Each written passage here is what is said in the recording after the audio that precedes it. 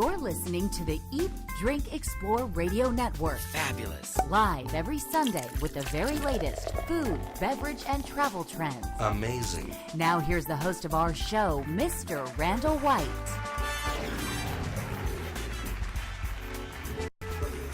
And a good morning, everyone. Glad you could join us here for hour number 2 of the show today. I am your host, Randall White. We're coming to you from California's Central Coast. This is where California comes to talk about the latest food, beverage, and travel trends, news and information that affects your leisure time. Hey, let's face it, our leisure time is very important to us. We want you to get the most out of your California lifestyle. All right, straight ahead on this hour of the Eat, Drink, Explore radio program, we take a look at a bird phenomenon taking place along the California coast as a tropical species known as the blue-footed booby is making itself at home from the LA area all the way up through Sonoma County and possibly farther. We'll speak with a bird expert who has some thoughts as to why this is happening, also some ways for you to get involved. We'll also discuss a new curriculum for one University of California campus focused on Chinese foods and beverages. Sounds like fun. Also, the return of the 1 mile race. We'll speak with a Central Coast race organizer who says the 5 and 10K races, even marathons, may be in vogue now, but the 1 mile sprint is making a comeback. And there's one in particular scheduled later this month to help fight cancer. Up next, we're headed to Palm Springs, where a larger-than-life artistic sculpture of Marilyn Monroe towers above tourists in the heart of the downtown. It's Marilyn captured with the famous photos of her standing over the subway grates in New York City and her dress blowing up. You can picture it. Now imagine it like much like the 3 or 4 people tall. The city has had a tremendous response to this piece of art and wants it to stay put, but the city doesn't own it, and a hotel is slated for its current location. We'll update you on what is scheduled to happen to Forever Marilyn. That's the sculpture's name in just a moment here on the show. All those stories straight ahead, but we want to let you know that it is National Ice Cream Cone Day today, Sunday, the 22nd. What's your favorite? Waffle cone, cake cone, sugar cones, or are you a cup person? No cone at all. You can let us know on our Facebook page, facebook.com/Eat, Drink, Explore. We're also entering, today's the very first day of National Rice Week, officially the 4th week of September here in the United States. California grows a lot of rice, and there are some things happening in the state capital that affect both rice and you if you're concerned about pesticides at all. I just have to reach over here really quick and click a button so that we can hear from our next guest, Greg Loarie. He's with Earthjustice and has been following the pesticides and approval of a very specific pesticide that can potentially be used on rice here in the state. And Greg joins us on the live line. Hey, Greg. Hello, how are you? Good, thank you. And I gave you a ring back on Wednesday, and we should let people know that this is pre-recorded, so we don't know yet the outcome. But when I called you and said, hey, I want to talk about rice, you said, well, funny, you should be calling me right now. What was it that you heard at that moment?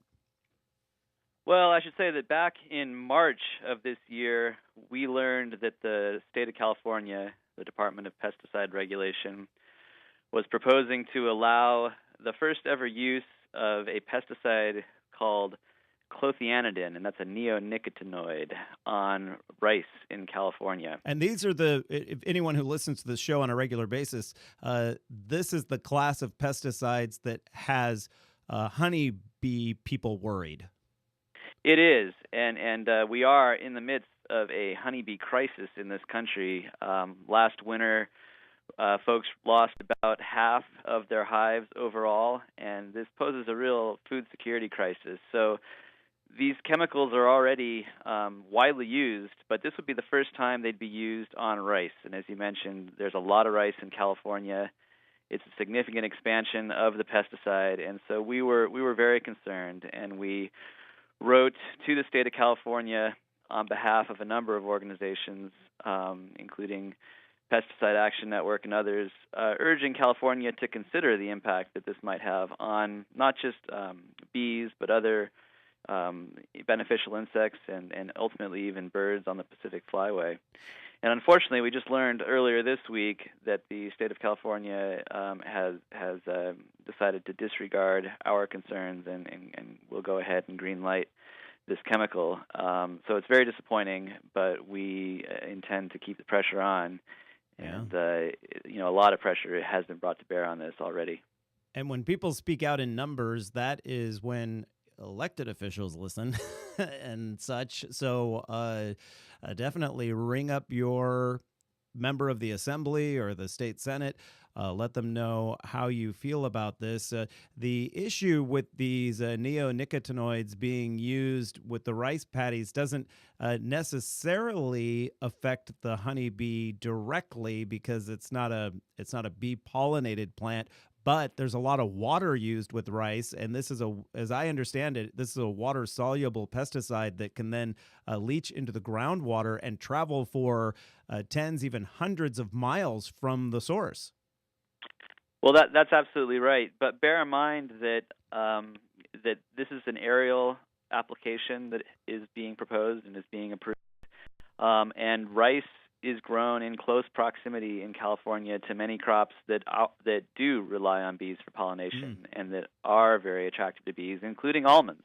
And as you may know, California produces something like 80% of the world's almonds, all of the United States almonds. Almonds are the second largest agricultural commodity in California after dairy, and you cannot grow an almond without a bee. So using more of this pesticide near the almond groves in California is just tremendously irresponsible. And Greg, if I have my geography correct, because I have driven up the 5 corridor north of Sacramento, the rice fields are really close to the almond orchards. They're grown in the same part of the state. That's right. And not just almonds, but also plums and other pollinator attractive crops.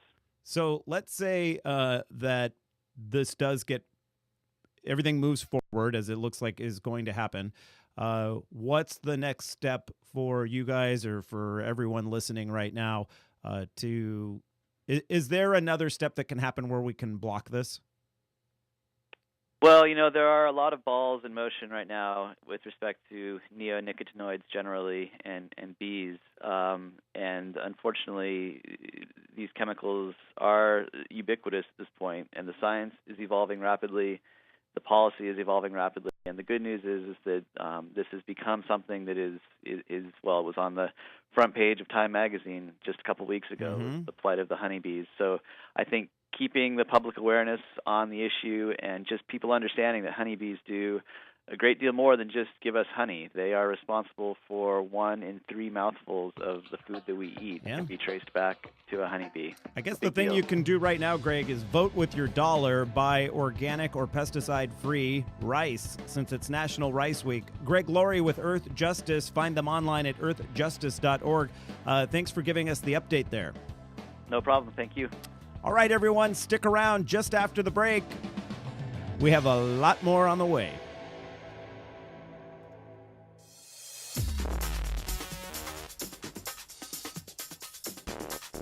You've waited all week, and it's finally here. The Eat, Drink, Explore Weekly Travel Deals Extravaganza.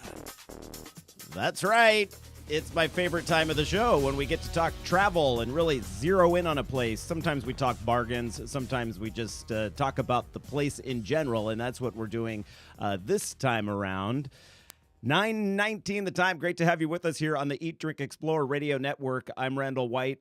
My lovely cohort, Patty Pyburn, has the day off today, so we will not be hearing from her. But where we're headed today is Palm Springs. And you hear me talk about Palm Springs on this show quite a bit, usually in the wintertime, because that's the best time to visit. But it's such a wonderful resort town with so much to do, great food there, so many different activities. And they have a new tourist attraction, relatively new. It's called Forever Marilyn, and it's a statue, a much larger than life-size statue of Marilyn Monroe right in the heart of town.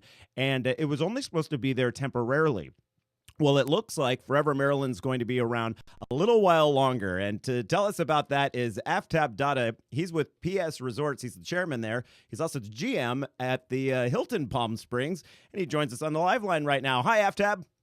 How are you? Thank you for having me. Yeah, we're happy to have you on the show. And you must be thrilled that Forever Marilyn's going to stick around a while longer.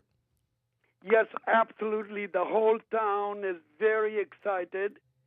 Because as you know, that we had leased this statue from the Sculpture Foundation for a year, and now this has been our third extension, and she's going to be staying with us till March 31st, 2014.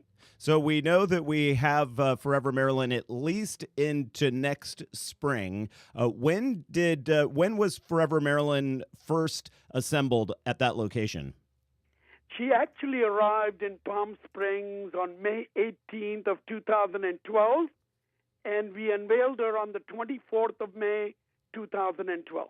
She's at the corner of Palm Canyon and, is it Tuckwitz? Tuckwitz Canyon, Tuckwitz. Which is absolutely the heart of downtown Palm Springs. Yeah, really. You do not get more right in the center of town than that location. Now, I understand that if this statue is to stay in Palm Springs much longer than past this coming spring, it will eventually have to be moved because there's a hotel planned for that site. Correct. There is a huge development that's going to take place in the 13.5 acres surrounding the Maryland Park. And we are also creating an event center. And eventually the goal of PS Resorts is to negotiate with the Sculpture Foundation to buy Marilyn and keep her permanently into somewhere surrounding the event center. Why is Forever Marilyn so appropriate there in Palm Springs? Well, as you know, that Marilyn Monroe was actually discovered in Palm Springs at the Charlie Farrell's Racket Club in the early 50s. Oh, I didn't realize that. So she got her big chance, her big start right there in Palm Springs.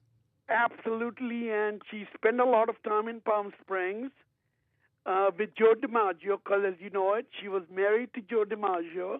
Right. And she had several homes in Palm Springs. We also have a Walk of Star of Marilyn right across from our current park, which is right next to the Starbucks. That's right. So there's a lot of history. I've seen the star there on the sidewalk, and it's fun. You have basically that Hollywood version of the Walk of Fame, but these are mainly stars that spend a lot of time in Palm Springs, correct? Correct. Okay. Who is the sculptor behind Forever Marilyn? It's an heir to Johnson & Johnson, right? Yeah, it's a gentleman. It's an artist whose name is SAVOR Johnson. SAVOR Johnson is now 82 years old, lives in New York, and he has a collection of several hundred pieces worth approximately $55 million. Wow. So his sculpture didn't start out in Palm Springs. It was previously, I know, in Chicago. Has it been in any other locations? No, the first time when Marilyn was produced, the first location was Chicago, and then she's traveled and come home where she really belongs. Right. Well, yeah, if she was discovered in Palm Springs, and it fits the feeling of Palm Springs, those early roots, and people love that when they go there. Absolutely. She definitely, with the backdrop of the 8,500 square foot mountains, is a perfect setting. I feel like Palm Springs is having a renaissance right now. Absolutely. For the past several years, our city has gone through some major positive improvements. And Maryland was the one that really became the game changer for us. And I can tell you that I met a lot of women in my life, but she's the most gorgeous 34,300 pounds lady I've ever met in my life. How tall is that statue? 26 foot tall, 34,300 pounds, and the material used to make her is bronze and stainless steel. Bronze and stainless steel. You know, when I was there, the last time I was in Palm Springs was back in January, and we had gone to have breakfast at Pinocchio's in the desert, and the wait was really long, and so a friend of mine said, let's go take our picture over by the Marilyn statue. And so I said, sure. So we all headed over there, which is only like about less than a block away. And the line was really long there, too, for people wanting to take pictures between her feet. And we decided that we weren't going to wait that long to have our picture taken. But she's clearly a draw. Do you know of people that have come to Palm Springs just to see the statue? Absolutely. You know what? When we first decided to bring her in, we had absolutely no idea. And she has far exceeded all of our expectations. We have now bus tours that come in primarily to make a stop, and 40 and 50 guests stop by. They photograph them, and you know, at this day and age, with the invention of the cell phone and the camera, she gets photographed thousands of times, and then all of the pictures get emailed electronically all over the globe. Just to give you an idea, that the first 3 weeks when she arrived, we received in excess of $1 million in free publicity. Wow. We also got the front page of LA Times, which have never received it, period. Yeah. And so clearly this would be a wise purchase for the city, because it's one of those things that continues to pay off. Absolutely. Not only that, but I have been collecting a list of dozens of people, locals, that have agreed to start donating money if we need, or if you're short of money to buy her. So definitely there is a great opportunity to bring her back home where she really belongs. Yeah. We're speaking with Aftab Dada with PS Resorts, or Dada rather, with PS Resorts. He's the chairman there, and also with the Hilton Palm Springs. And since this is our travel deals segment, I have to ask you, Aftab, what's the best time to visit Palm Springs for the best bang for your buck? Well, really, the summers have become an unbelievable attraction in Palm Springs. You know, it used to be 20 years ago, everything used to shut down, and this was called a sleepy summertime. That's not the case anymore. I noticed that. You can hardly get a room over the weekends. It's so busy during the summer. I stayed at a nice place there a couple of years ago in the middle of August, and yeah, it was hot, but it was beautiful, and there's plenty of water to stay cooled off. Aftab Dada, talking about Forever Marilyn. Thanks for joining us today, sir. Thank you so much, Randall. All right. Make it a great day, everyone. We are back in just a moment. You're listening.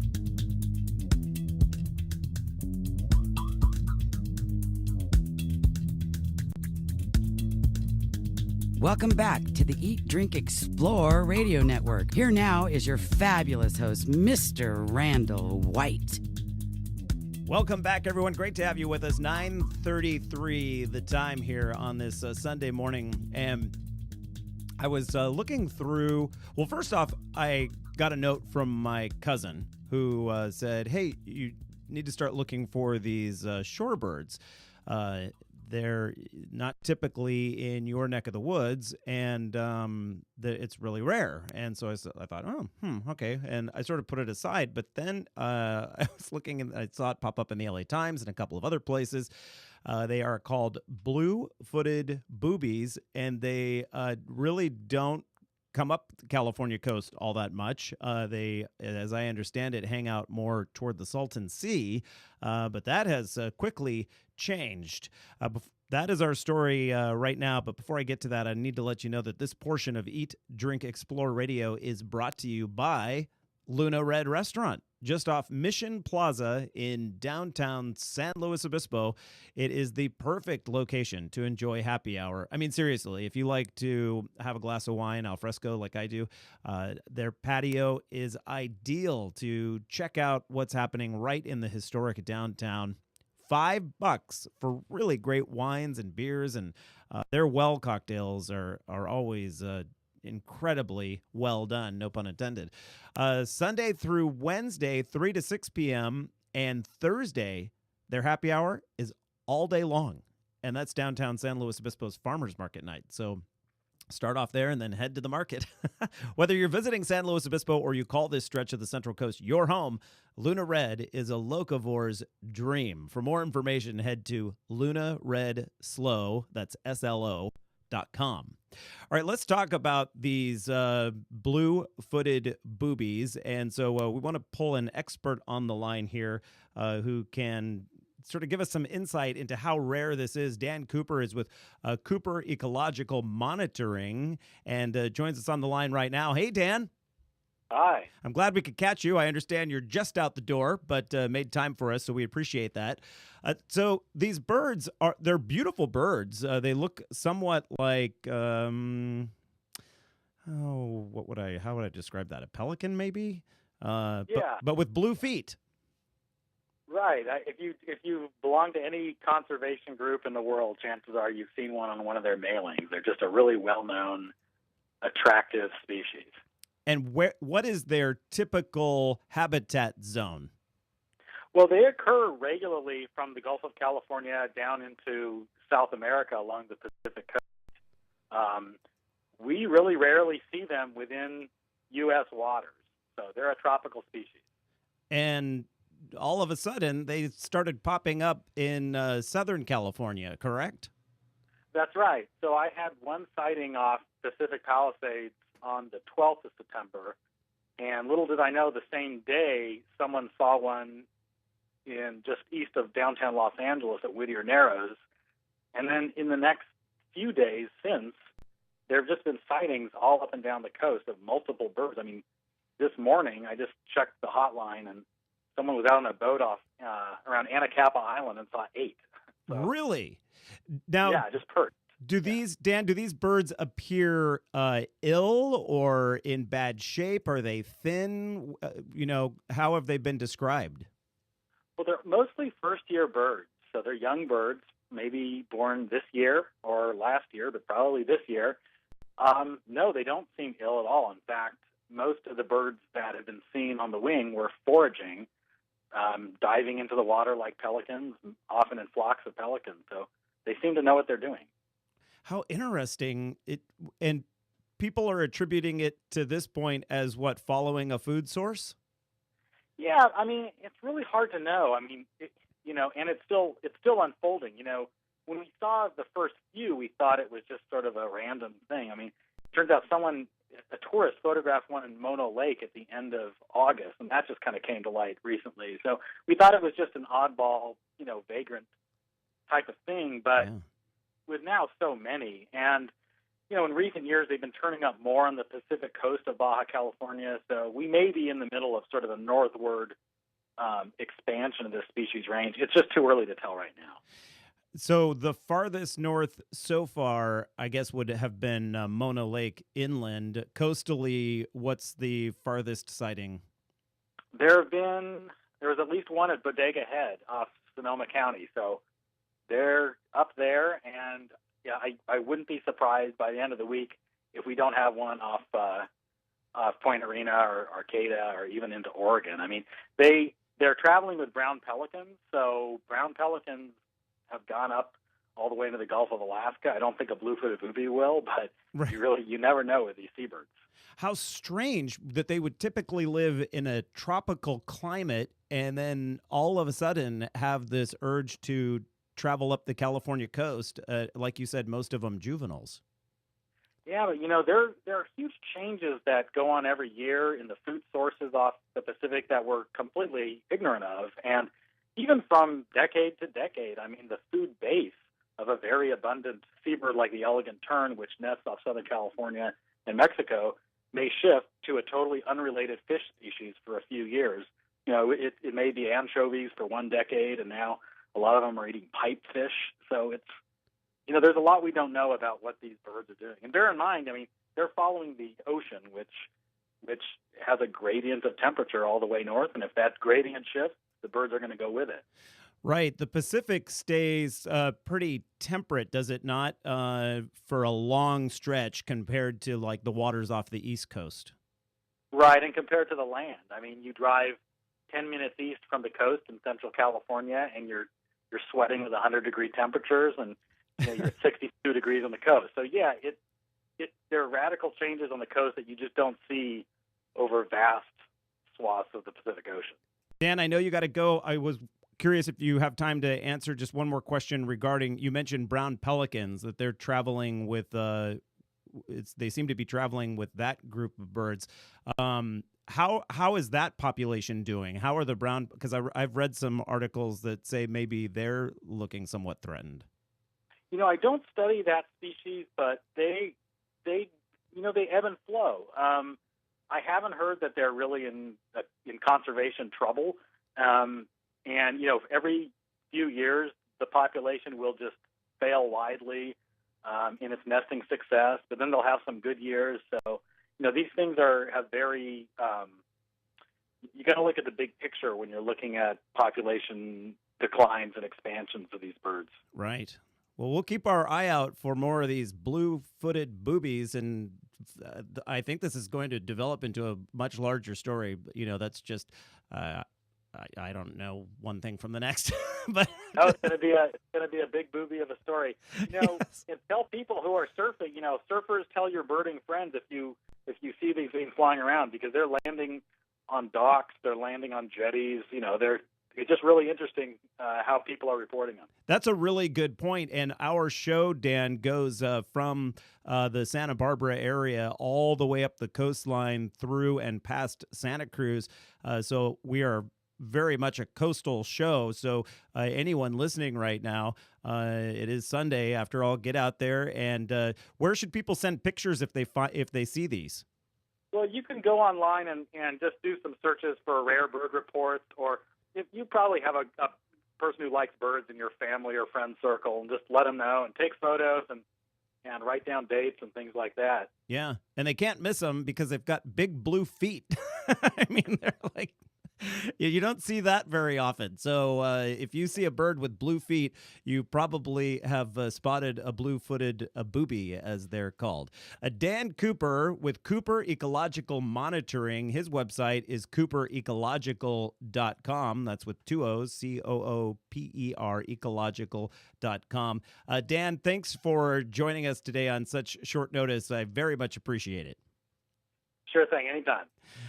All right, everyone. That just about does it for this segment. We don't have much more time, but I did want to point out something that I found in the LA Times, which is I seem to have found a lot of stuff in the LA Times today now. The UC Davis is launching a Confucius Institute dedicated to Chinese food and beverages. So how much fun would that be? to be in that class, or not that class, that's your entire degree program, studying Chinese food and beverages. I got to tell you, it would be a lot of fun. The Institute will not issue degrees, however, the article says. Courses will include lectures on Chinese tea and cuisine, workshops on cooking, social drinking, Chinese holiday food, business and culinary traditions. Also, intensive Mandarin language learning camps will be available for high school students, in addition to graduate and faculty research opportunities. So this, again, being offered by, well, it's fronted by Professor Charles Shoemaker with UC Davis. He's a professor there for the Food Science and Technology Department at UC Davis. And I think it's a great idea, especially here on the West Coast, right? I mean, there are so many business ties between California and China. It only makes sense, really, that our universities would start to focus somewhat on this level to, to loop in some of the cultural side, not just the business aspects, although they do address business on here, but some of the cultural stuff so that, we don't make those faux pas and those sorts of things that can happen along the way. All right, everyone, you are listening to the Eat, Drink, Explore Radio Network. I'm your host, Randall White, and when we come back after the break, we will talk more things: food, wine, travel, beverages, all that sort of stuff. If you want to see these segments online, you can do so. Check out our video simulcast at eatdrinkexplore.com. We're back in just a moment.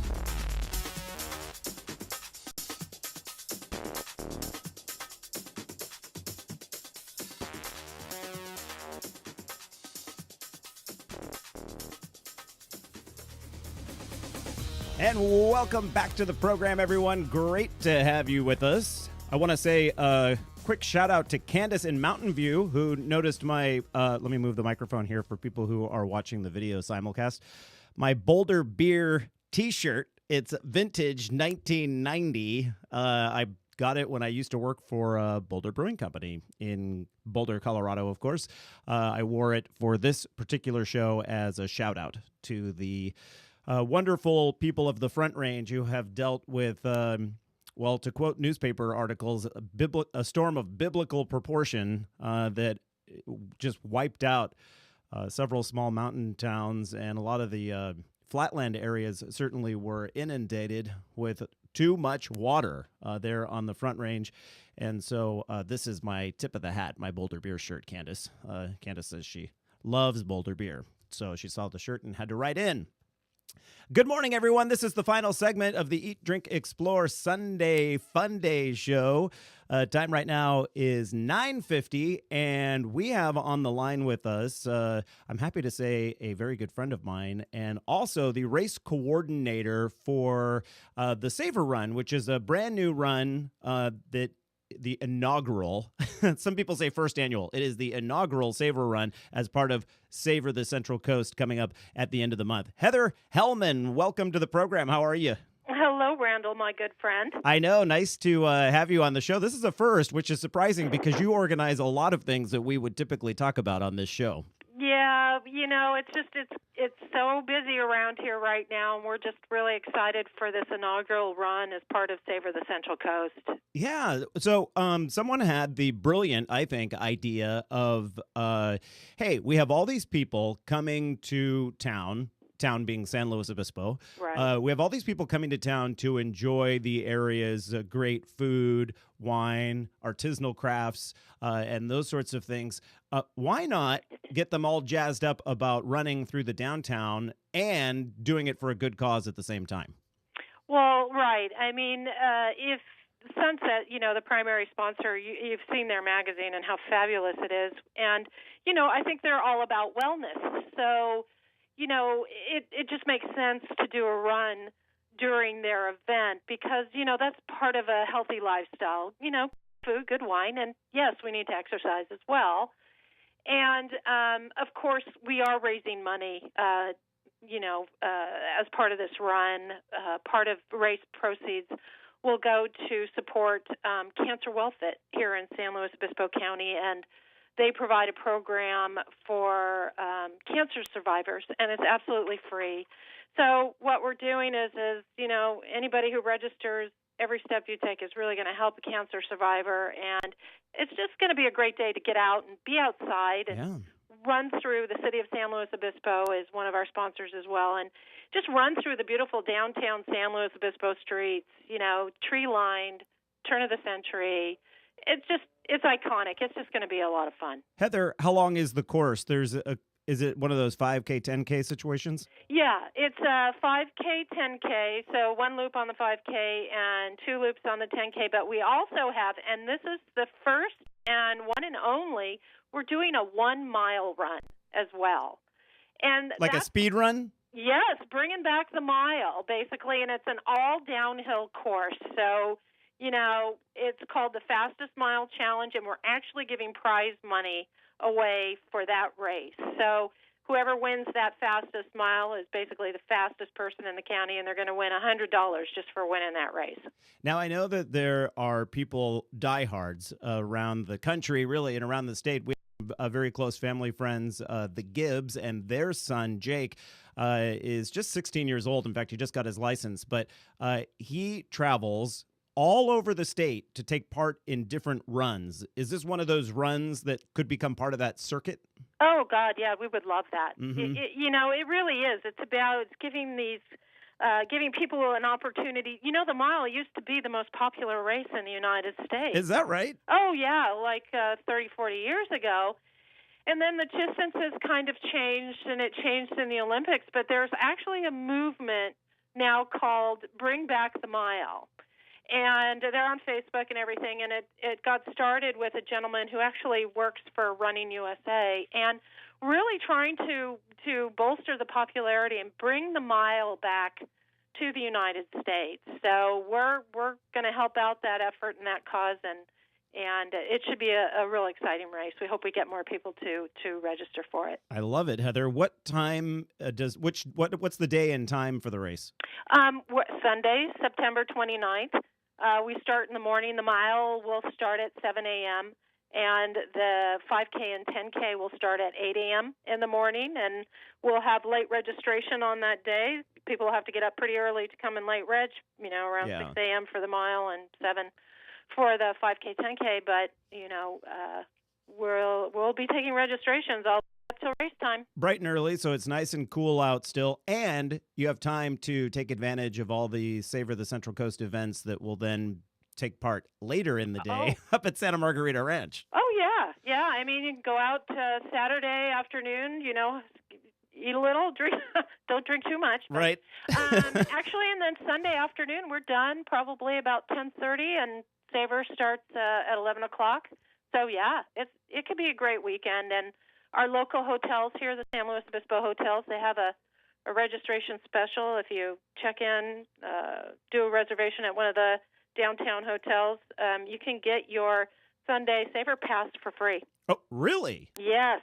That's an awesome deal. I didn't know about that. Yeah, and $10 off your registration. So, yeah, there's Do you have to ask the hotel first if they're participating in that, or it's all hotels? It's all the San Luis Obispo hotels. I believe there's a link. It's called Stay and Slow on the Sunset Savor Run page. So there's information there on the website. And basically you just make your reservation, and when you make your reservation, they'll give you a code for your registration, and you'll get $10 off, but you also get that free Sunday pass. That is sweet. Hey, let's quickly talk about what this organization does specifically for cancer survivors. It's a wellness program, right, involving activity? Yes, it's actually administered out of the Avila Bay Club here in San Luis Obispo. It's a great facility, and it's a free 10-week program. So what it is, it's structured exercises with trainers who have actually been educated in how to, train and get a cancer survivor moving again after, how horrible their therapies are and chemotherapy. You just lose muscle mass, you're tired, the whole thing. So they actually administer this program and give them a structured program, and then they get to use the club for absolutely free for that time. That's fantastic. I think everyone should get on it. SavorCentralCoast.com. They are a sponsor of the show. I should be on board and say that. But Heather Hellman, race coordinator for SAVOR Run. Thank you so much for joining us. We'll have you back on again soon. Thanks, Randall. All right, everyone, that does it for this week's program. Great to have you here. Now get out there and enjoy yourself. We've given you all the tools to explore your California, and we'll catch you back here next week. You've been listening to the Eat, Drink, Explore radio program. If you missed any of our segments,